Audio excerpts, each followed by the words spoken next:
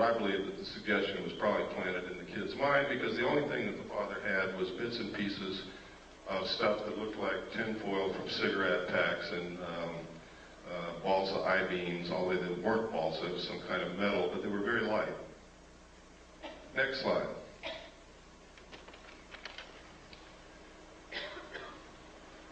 In this letter, he recounts that he saw the pieces and it wasn't the remains of any kind of aircraft that he knew of and that he thought it was a flying saucer.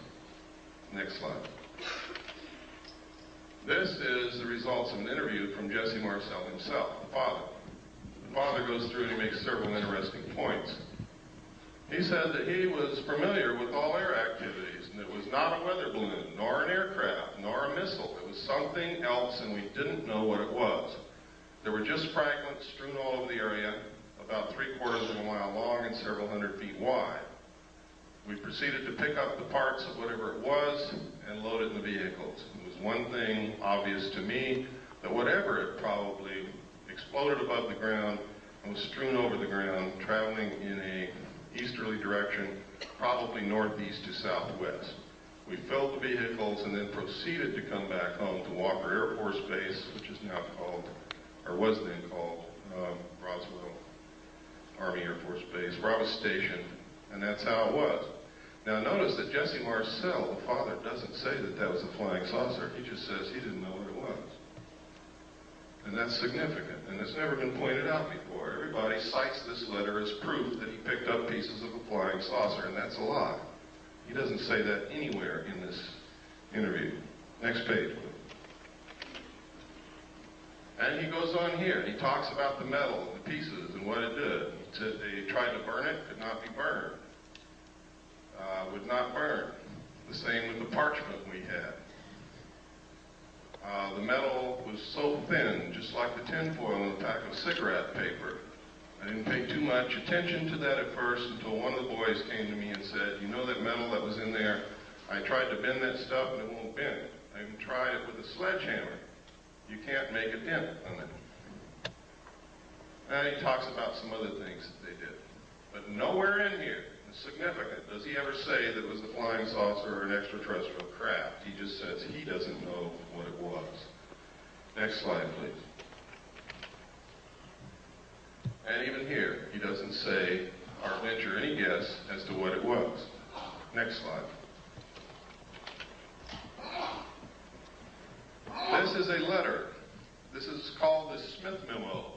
Smith was a radio engineer for the government of Canada. He came down to Washington to see if he could get the United States government to participate in electromagnetic experiments and experiments involving radio waves and other things of that nature.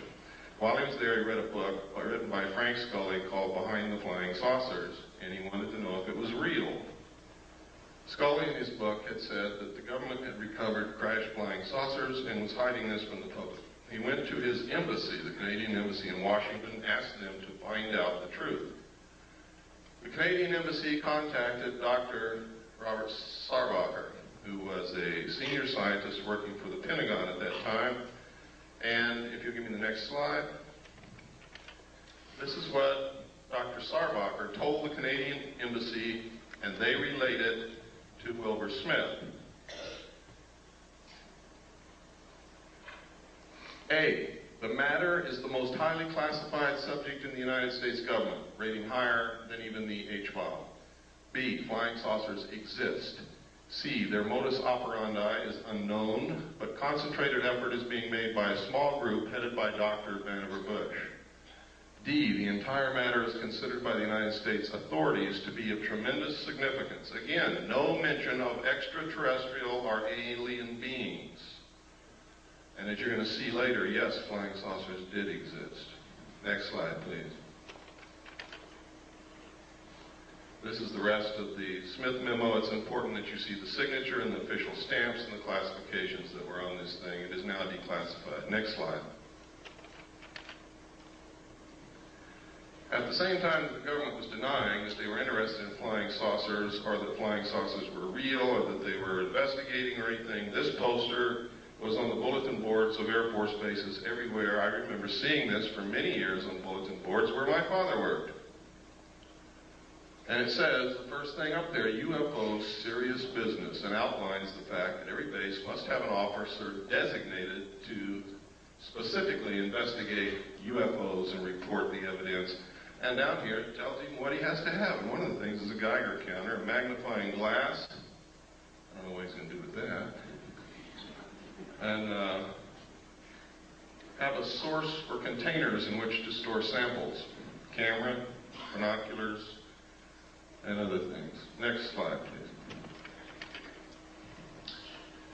This is a news release. At the same time that poster was on the bulletin boards at Air Force bases, the Air Force was issuing news releases saying that we're not investigating flying saucers, there are no such thing, what you're seeing is weather balloons, and we don't even want to know about it. Next slide.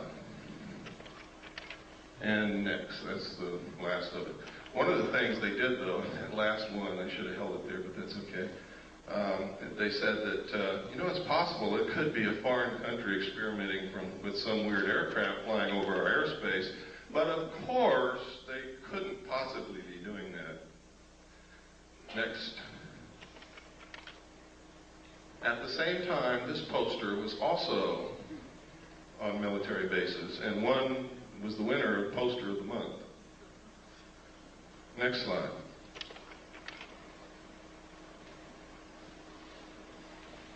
These are cows.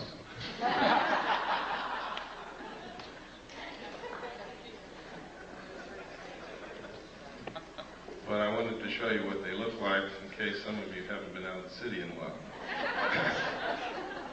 Next slide. In some cities that I go to, there's really a reason for doing that. I wanted to show you this. There's something happening with this phenomenon that is absolutely incredible. Everywhere on this slide where you see an M, there has been a classic case of cattle mutilation. I'm going to describe to you what a classic case of cattle mutilation is so that you will know in your mind what I'm talking about. I'm talking about the lips on one side of the face gone. The jaw, the flesh, and the muscle on the lower side of one of the jaw, lower jaw, gone, stripped to the bone. The tongue missing, one eye missing, one ear cored out and missing.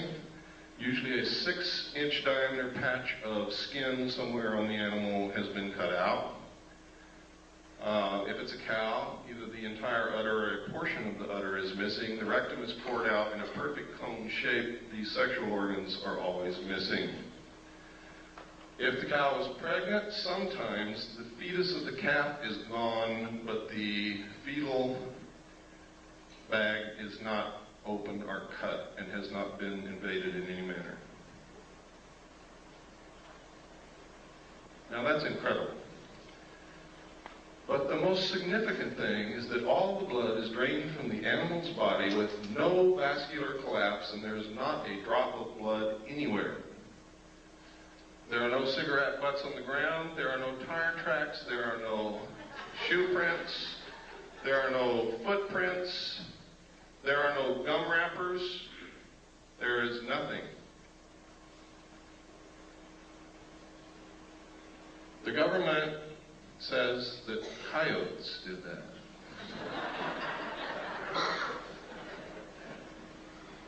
Now, I'm not going to pretend that I know who or what it was, but I do know one thing, it wasn't coyotes. And I also know that our medical personnel, with the best surgical tools at their disposal, cannot make or duplicate the same cuts that are bloodless, that seem to be literally between the cells.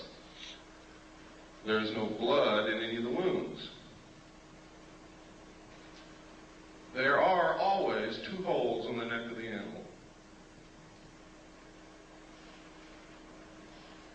Now, we got very curious about why would these specific parts of the animals be missing? And we came up with some things that are very interesting. Dust collects in the ear. Things that float around in the atmosphere collect in the ear. The lips touch the grass and the earth, so does the lower jaw. The eyes exposed to the atmosphere. The rectum is where most of the heavy impurities, the things that cannot be digested, that are poison to the system,